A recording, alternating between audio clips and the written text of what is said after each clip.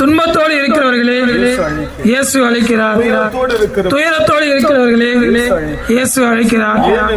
ஏனென்றால் வருத்தத்தை போக்க, கண்ணீரை போக்க ஆண்டவராக இயேசு கிறிஸ்து ஒரு மனிதனை கூப்பிட்டு, உன் வருத்தம் இருக்குமானால் என்னிடத்தில் வா, நான் உனக்கு சமாதானம் தருகிறேன், அதாவது இளைப்பாறுதல் தருகிறேன் என்று சொல்லுகிறார்.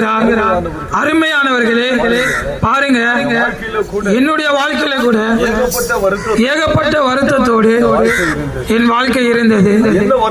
அது என்ன வருத்தம்னா, நான் பிறந்ததிலிருந்து எனக்கு தாய் தகப்பன்மார் கிடையாது. அவங்கள நான் பார்த்தது கூட கிடையாது. அவங்க கருப்பா சிகப்பா எனக்கு தெரியாது.